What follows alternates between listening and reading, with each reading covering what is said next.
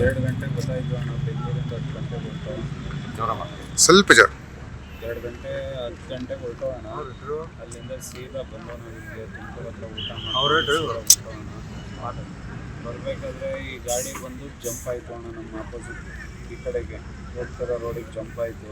So ಸ್ಲೀಪರ್ಗೆ touch ಆಯಿತು ಅಣ್ಣ. ನಮ್ಮ ಬಸ್ಗೆ ಸ್ಲೀಪರ್ ಹೊಡಿತು.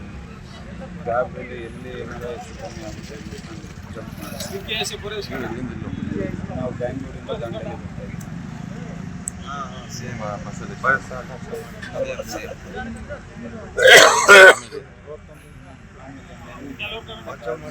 ಎಲ್ಲ ನಮ್ಮ ಮಕ್ಕಳೆಲ್ಲ ಸೇಫಾಗಿ ಇತ್ತು.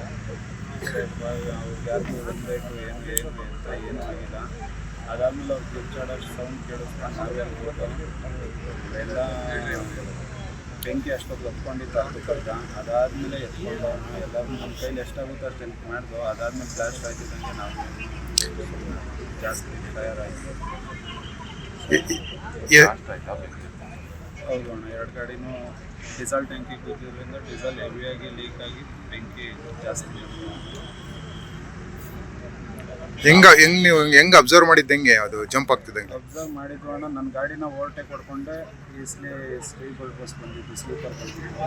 ಸೊ ಅದು ಕಣ್ಣಲ್ಲೇ ಐತೆ ಅಣ್ಣ. ಇನ್ನು ಆ ಗಾಡಿ ಜಂಪ್ ಆಗಿ ಸ್ಲೀಪರ್ಗೆ ಹೊಡೆದಿದ್ವು ಅಣ್ಣ. ಡೀಸೆಲ್ ಟ್ಯಾಂಕ್ ಸೆಂಟರ್ಗೆ ಹೊಡೆದಿತ್ತು. ಸೊ ಆ ಗಾಡಿ ಜರುಗದೆ ಹೋಗಿದ್ದರೆ ನಮ್ಮ ಗಾಡಿ ಸೇಫ್ ಆಯಿತು. ಸ್ಲೀಪರ್ ಹಿಂಗೆ ಬಂತು, ಗಾಡಿ ಹಿಂಗೆ ಕರೆಕ್ಟಾಗಿ ರೋಡ್ ಕಷ್ಟ ನಿಂತ್ಕೊಂಡು